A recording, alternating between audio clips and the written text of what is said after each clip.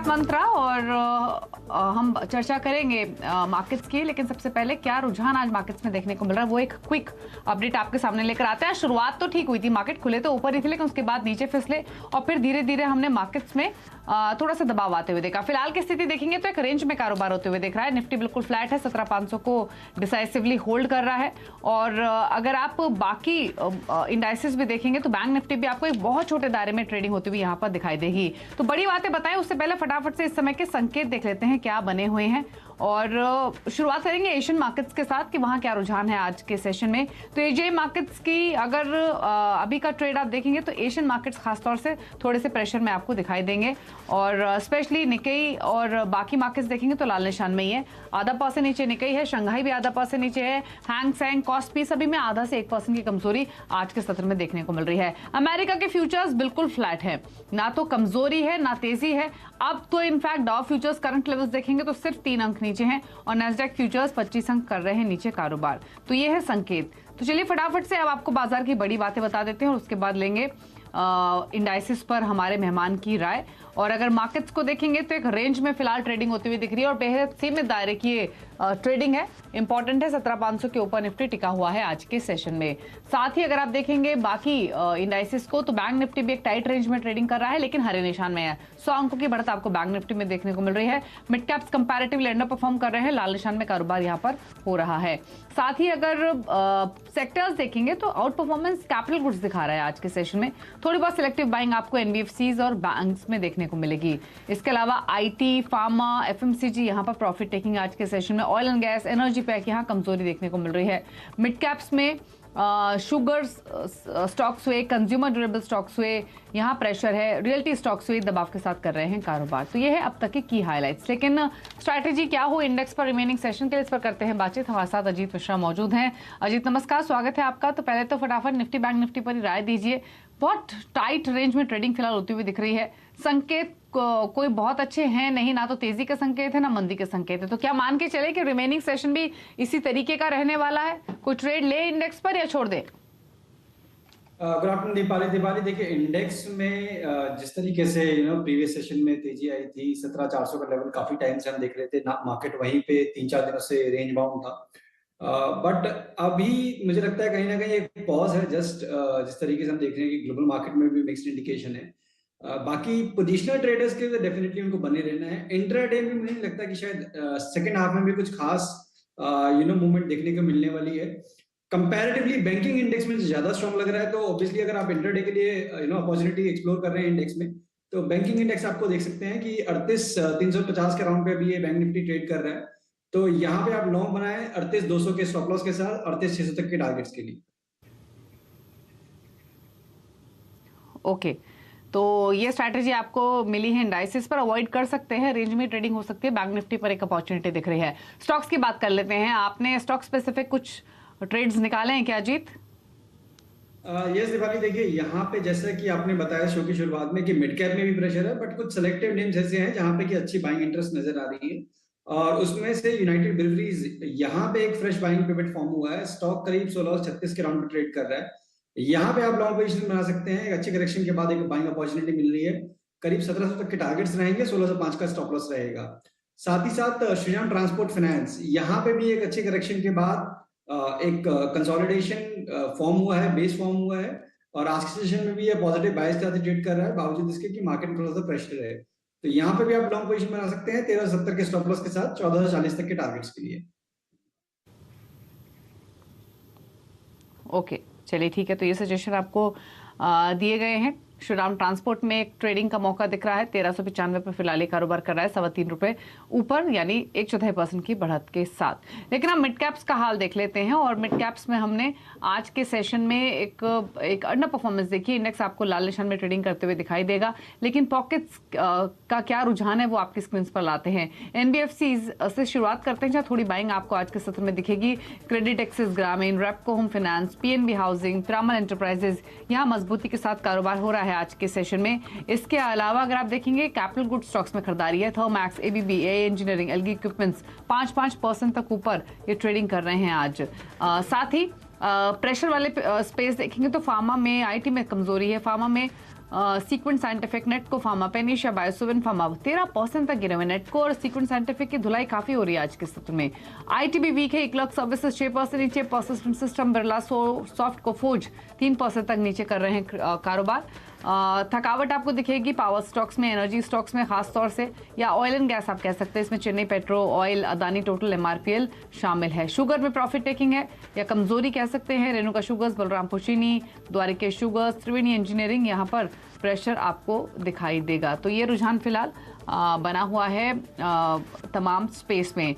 चलिए इसके बाद एक बार फटाफट से कुछ स्टॉक्स पर राय ले लेते हैं। अजीत के जीत हमारे साथ मौजूद है। अजीत, एक बार ये फार्मा में नेटको फार्मा पर राय दीजिए। एक रिएक्शन हम देख रहे हैं, 8% नीचे आ चुका है अभी ये स्टॉक डे लो पर।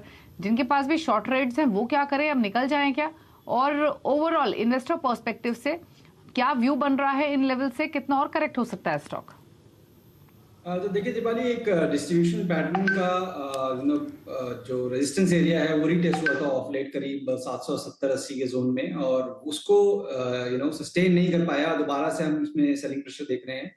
इंट्राडे की बात करें तो डेफिनेटली मुझे लगता है कि यहाँ पे आज इंट्राडे का लो तो बन गया है, बिकॉज 685-690 के जोन के बीच में एक सपोर्ट एरिया है जहाँ पे मल्टीपल मूविंग एवरेजेस हैं। तो शायद ये इसकी ज्यादा गिरावट देखने को ना मिले, बट हाँ उसके नीचे अगर ये जाता है पोजिशनली, दोबारा 640-620 तक के लेवल्स खुल जाएंगे। तो एज अ शॉर्ट टर्म अगर आपने इसको इनिशिएट करने की सोच रहे हैं तो उसको अवॉइड करना है। एग्जिस्टिंग पोजीशन के लिए मेरे हिसाब से 680 के नीचे आपको निकल जाना चाहिए। ठीक है, 680 के नीचे निकल जाना चाहिए अगर आप तेजी की पोजीशन होल्ड करते हैं या इन्वेस्टर हैं स्टॉक में। फिलहाल 691-692 के आसपास कारोबार कर रहा है और दिन के निचले स्तरों पर आ चुका है ये स्टॉक। लेकिन एक राय ले लेते हैं। आज के सेशन में हमने देखा था कि एनबीएफसी पैक में थोड़ी सी खरीदारी आपको दिखेगी। इसके अलावा कुछ और पॉकेट्स देखेंगे तो कैपिटल गुड स्टॉक्स में खरीदारी, ये थर्मैक्स, एबीबी, ये कैसे लग रहे हैं? यहाँ पर हमने इनफैक्ट कांस्टेंट बाइंग इंटरेस्ट आते हुए देखे हैं। अजीत, कोई ट्रेडिंग का मौका है क्या इन स्टॉक्स में? बिल्कुल, देखिए थर्मेक्स काफी स्ट्रांग है और ऑफ लेट इसमें वॉल्यूम्स भी काफी ज्यादा बढ़ रहे हैं। तो जिस तरीके से प्राइस एक्शन और वॉल्यूम दोनों का एक कॉम्बिनेशन दिख रहा है, पॉसिबिलिटी ये है कि ये रीबाउंड एक्सटेंड करे, ये सर्ज एक्सटेंड करे और नया हाई देखने को मिले आने वाले दिनों में। तो यहाँ 2300 तक के लेवल्स एंटिसिपेटेड है कि आने वाले दिनों में देखने को मिल सकते हैं। तो यहाँ पे आप लॉन्ग पोजीशन बना सकते हैं 2100 के स्टॉप लॉस के साथ। एबीबी में भी देखिए सेम ट्रेंड है, जहाँ पे कि एक कंसिस्टेंट बाइंग इंटरेस्ट है, चाहे सीमेंट्स हो, एबीबी हो। तो वहां पे भी ये सेम चल रहा है कि रिकॉर्ड हाइस के पास अपना ट्रेड कर रहे हैं। इन बिटवीन थोड़ा बहुत कंसोलिडेशन देखने को मिलता है। तो ये ट्रेंड एक्सपेक्टेड है कि ये कंटिन्यू रहेगा। तो जो पोजीशन लॉन्ग लेके बैठे हुए हैं एबीबी में, उनको 2700 के स्टॉप लॉस के साथ होल्ड करना चाहिए। और क्योंकि स्टॉक अपने रिकॉर्ड हाई पे है तो उसको अपसाइड को रिस्ट्रिक्ट ना करें, स्टॉप लॉसेस को ट्रेल करते रहें ऑन एवरी राइज। तो अब नेक्स्ट लेवल जो करीब 3000 का निकल के आएगा, उसके लिए आप 2700 के स्टॉप लॉस के साथ एज ऑफ नाउ भी बने रह सकते हैं। ठीक है, अच्छा एक स्टॉक पे और कमेंट लेंगे, वो है स्कॉट्स का। अर्निंग के बाद हमने इसमें करेक्शन आते हुए देखा था, लेकिन आज रिकवरी मोड में है और स्टॉक ऑलमोस्ट डे हाई पर ही कारोबार कर रहा है 3.5% की मजबूती के साथ। क्या व्यू रहेगा इन लेवल से स्कॉट्स पर अजीत? यहाँ देखिए मुझे लगता है कि तेजी का दौर कायम रहेगा, बिकॉज जो एक गैप था ऑफ लेट जो अभी ओपन हुआ था 3-4 दिन पहले जब स्टॉक में गिरावट आई थी, उसको फिल कर दिया है। वॉल्यूम्स भी ठीक ठाक लग रहे हैं। तो इंडिकेशन तो यही है कि बिल्कुल शॉर्ट टर्म की अगर मैं बात करूं 1750 से लेकर 1780 ये जोन एक रेजिस्टेंस एरिया की तरह एक्ट कर सकता है। और अब अगर आपके पास एग्जिस्टिंग कोई पोजीशन है या फ्रेश बनाना चाहते हैं तो 1670 के स्टॉप के साथ जा सकते हैं। ओके, चलिए ठीक है, तो ये राय है स्कॉट्स पर। लेकिन अब एक खबर की ओर रुख कर लेते हैं और खबर है फर्टिलाइजर सेक्टर से जुड़ी हुई। दरअसल अगले 2 से 3 साल में भारत को विदेशों से फर्टिलाइजर्स का इंपोर्ट नहीं करना पड़ेगा।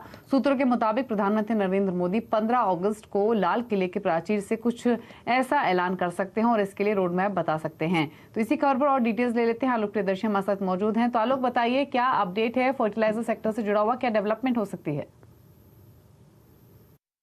देश में फर्टिलाइजर प्रोडक्शन को बढ़ाने को लेकर सरकार एक बड़े कदम का ऐलान कर सकती है।